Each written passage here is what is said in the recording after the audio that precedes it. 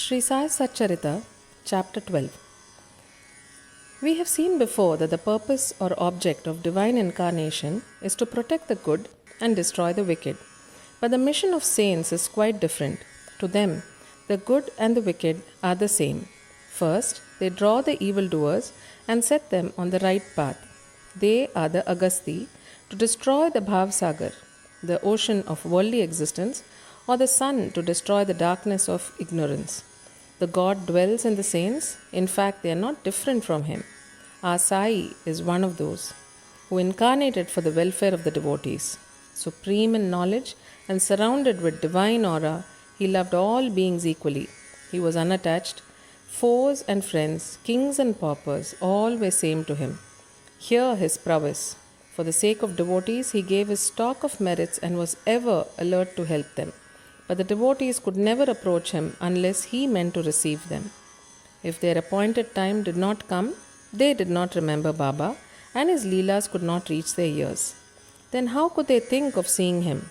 Some men desired to see Sai Baba, but they did not get any opportunity of taking his darshan till his Mahasamadhi.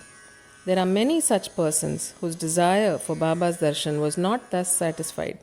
If these persons, believing in him, listen to his Leelas, their quest for darshan will be to a great extent satisfied by the Leelas.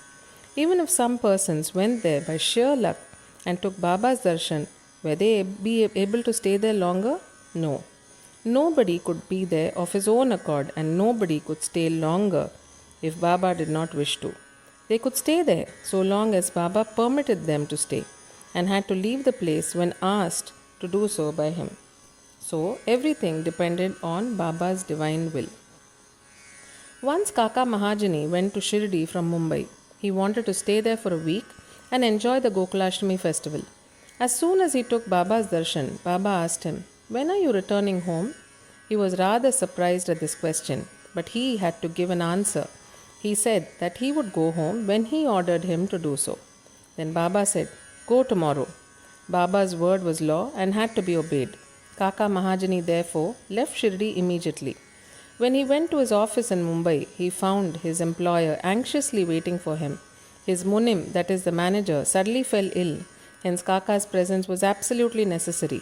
He had sent a letter to Kaka at Shirdi, which was redirected to him at Mumbai. Now listen to another story. Once, Bhau Sahib Dhumal was going to Nifad for a case. On the way, he came to Shirdi, took Baba's darshan, and wanted to proceed to Nifad immediately. But Baba did not permit him to do so. He made him stay at Shirdi for a week or more. In the meanwhile, the magistrate at Nifad suffered intensely from pain in his abdomen, and the case was adjourned. Mr. Dhumal was then allowed to go and attend his case. It went on for some months and was tried by 4 magistrates. Ultimately, Mr. Dhumal won the case and his client was acquitted. Mr. Nana Sahib Nimonkar, Watandar of Nimon, an honorary magistrate, was staying at Shirdi with his wife. Mr. and Mrs. Nimonkar were spending most of their time in the masjid with Baba and serving him. It so happened that their son fell ill at Belapur, and the mother decided with Baba's consent to go to Belapur and see her son and other relatives and stay there for a few days. But Mr. Nana Sahib asked her to return the next day.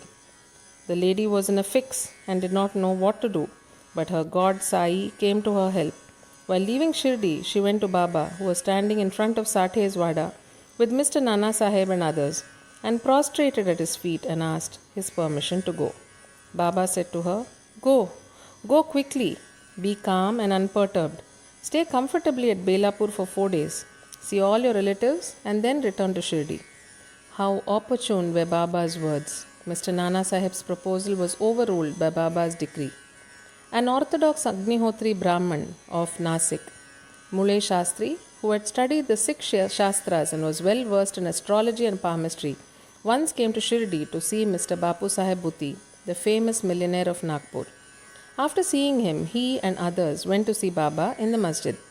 Baba bought various fruits and other things from vendors with his own money and distributed them to the people present in the masjid. Baba used to press the mango on all sides so skillfully that when Baba sucked it, he got all the pulp at once in his mouth and could throw away the seed. Plantains were peeled off by Baba and the pulp was distributed to the devotees, while the skins were retained by Baba for himself. Muley Shastri, as a palmist, wanted to examine Baba's palm and asked him to extend his hand. Baba ignored his request and gave 4 plantains to him. Then they all returned to the Vada and Muley Shastri bathed, wore fresh clothes and started his routine duties, that is Agnihotra, etc. Then Baba, as usual, started for Lendi and said, "Take some geru, that is red miry substance used to dye clothes in saffron color. We shall today don saffron colored cloth." None understood what Baba meant. Then after some time, when Baba returned and preparations for the noon arati were being made, Bapu Sahib Jog asked Muley Shastri whether he would accompany him for the arati. He replied that he would see Baba in the afternoon. Baba sat on his seat, was worshipped by the devotees, and arati commenced. Then Baba said, "Get some dakshina from the new Nashik Brahmin." Bhutti himself went to the Vada to get the dakshina, and when he gave Baba's message to Muley Shastri, he was sorely perplexed. He thought in his mind thus, "I am a pure Agnihotri Brahmin. Why should I pay dakshina? Baba may be a great saint. I am not his dependent." But since a great saint like Sai Baba was asking for dakshina through a millionaire like Bhutti, he could not refuse. So leaving his routine unfinished, he started with Bhutti for masjid. Thinking himself holy and the masjid otherwise, he remained at a distance and after joining his palms, threw flowers at Baba from there. Then, lo! All of a sudden he saw not Baba, but his late Guru, Gholap Swami there. He was wonderstruck. Could this be a dream? No, it was not, as he was wide awake. But how could his late Guru Gholap be there? He was speechless for some time. He pinched himself and thought again, but could not reconcile to the fact of his late Guru Gholap being in the masjid. Ultimately, leaving aside all doubt, he went up, fell at his Guru's feet, and then stood there with folded hands. Other people sang Baba's Arati, while Muley Shastri chanted loudly his Guru's name. Then, casting off all pride of caste and sacredness, he fell at his Guru's feet and closed his eyes. When he got up and opened his eyes, he saw Baba asking for dakshina. Seeing Baba's blissful form and his inconceivable power, Muley Shastri forgot himself. He was extremely pleased. His eyes were full of tears of joy. He again saluted Baba and gave the dakshina. He said that his doubt was removed and he saw his own Guru. On seeing this wonderful Leela of Baba, all the people, including Muley Shastri, were much moved and they realized the meaning of Baba's words, "Bring Geru, we shall don saffron colored clothes." Such is a wonderful Leela of Baba. Once a Mamlatdar came to Shirdi with a doctor friend of his.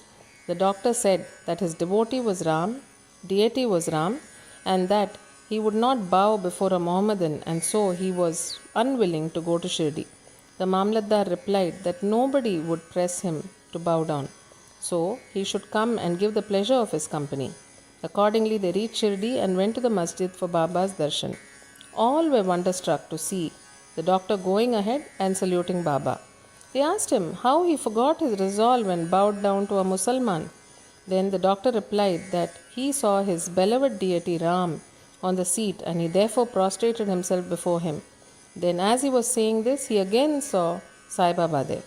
Being dismayed, he again said, "Is this a dream? How could he be a Mohammedan? He is a great Yoga Sampanna avatar." Next day, he made a vow and began to fast. He absented himself from the masjid, resolving not to go there until Baba blessed him. 3 days passed, and on the 4th day, a close friend of his from Khandesh turned up, and with him he went to the masjid for Baba's darshan. After salutation, Baba asked him whether anybody had gone to call him that he had come. Hearing this vital question, the doctor was moved. The same night he was blessed by Baba and he experienced bliss supreme in his sleep. Then he left for his town, where he remained in the same state for a fortnight. Thus his devotion for Baba increased many-fold. The moral of all the stories mentioned above, especially that of Muley Shastri, is that we should have firm faith in our Guru and in none else. More Leelas of Sai Baba will be described in the next chapter. Bow to Shri Sai.